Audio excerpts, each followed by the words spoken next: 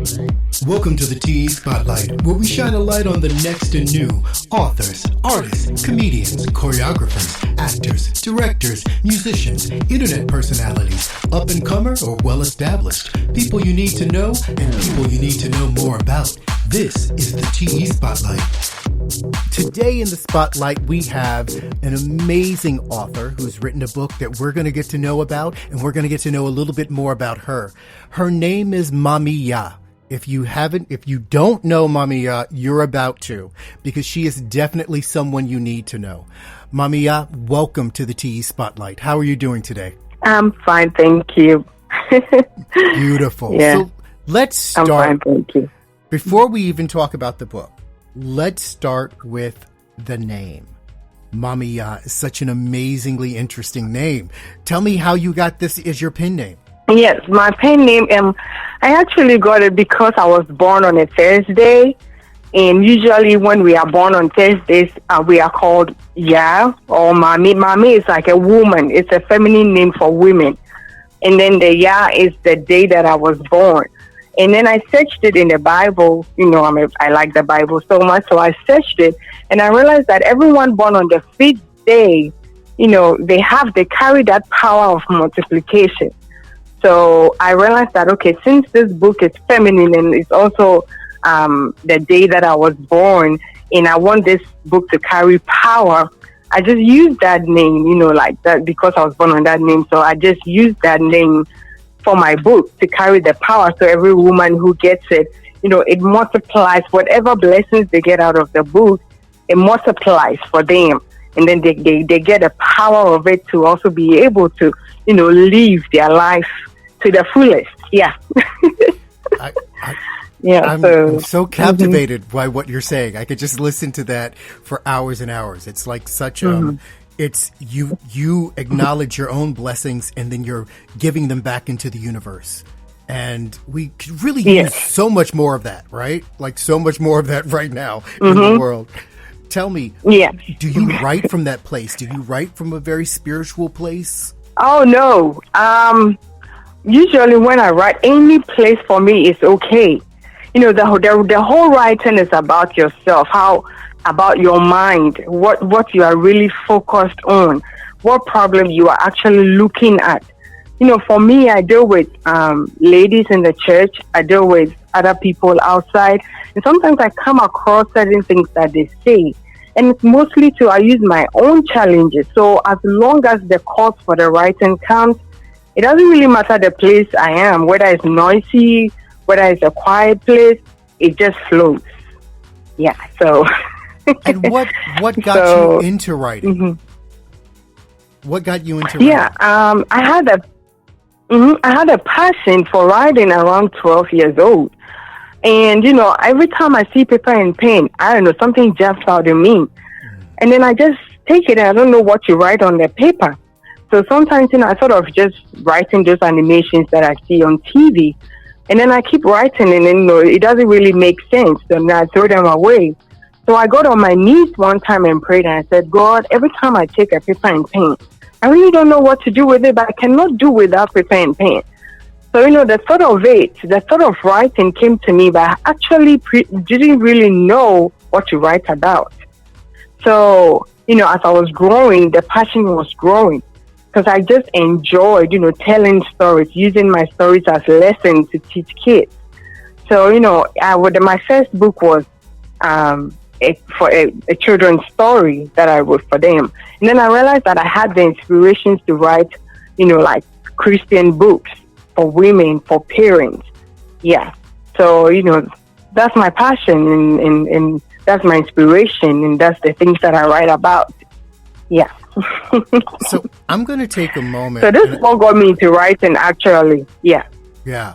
I'm going to read for our listeners and tell them a little bit about this book.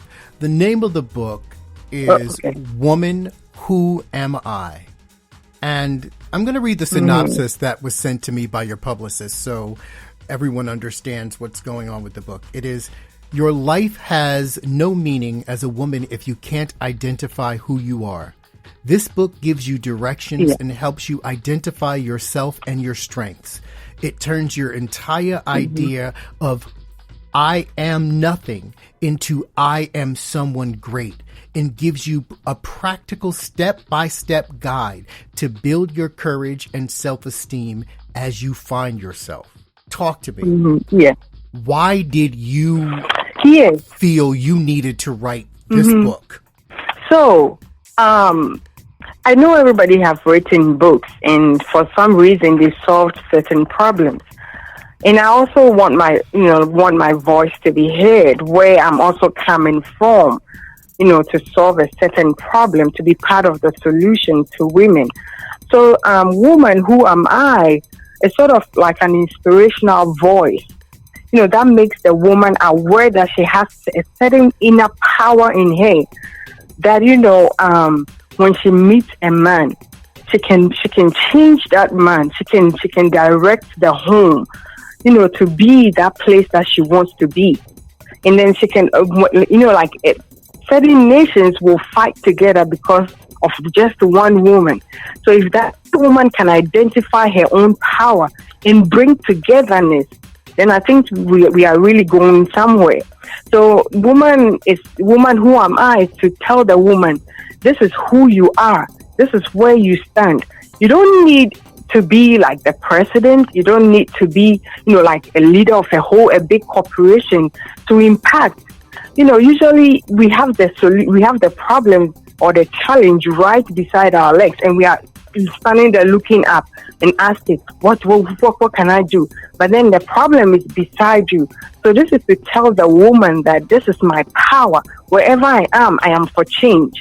And then it's also a voice, that speaks to women, because God made women, and there's this attribute about women. It carries wisdom. So that woman would be able to use her wisdom to build and not to destroy. She can use her wisdom to lead. I've realized that mostly in corporations, certain places where women are, you find that there's so much growth, because that woman has that nurturing spirit, so she's able to use that to produce growth. So this is one of the reasons why Woman Who Am I is there, because somebody has it and it's really at the wrong place and it's not growing. But if you're able to identify that power that you have, it's easy for you to reach out, for you to make change, for you to make growth. So that's what Woman Who Am I is about. Yeah. Now, was this a part of your own personal journey? Did you have to go through these steps? Yeah. So, growing up, I grew up in a family where I came, I had the background of being called a stepchild. And I was so much neglected, you don't have anyone to communicate with. You have a problem, there's no one to reach out to solve. On a normal circumstance, it can affect your mind, but I stood and told myself, no, I have a certain power and I have to overcome this.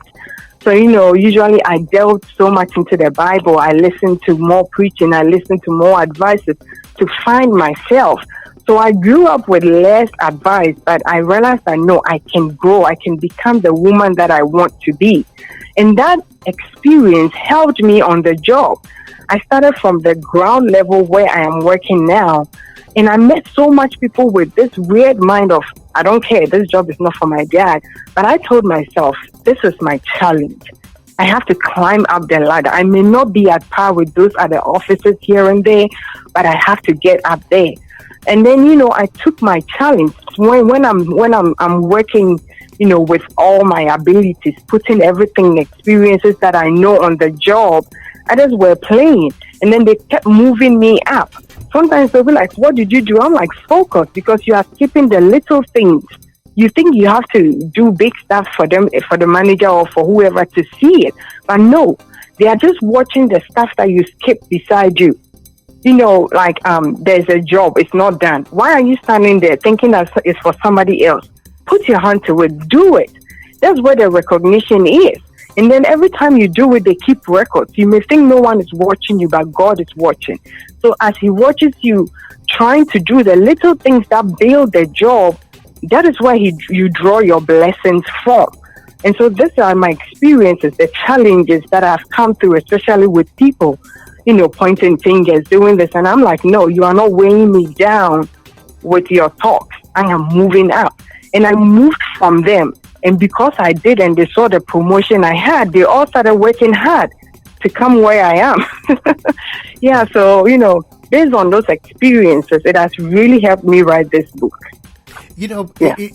I'm inspired by what you're saying, but we have to be honest and acknowledge that it's hard for some people to find that degree of discipline and self-love and care in order to just say, I'm going to take care of myself.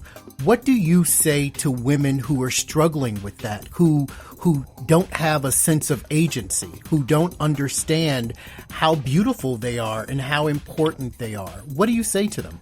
I realized when growing up is, first of all, if you try to put somebody else in front of you and try to look at that person's solved problems, you would always have that gap thinking that, the thing is for that person.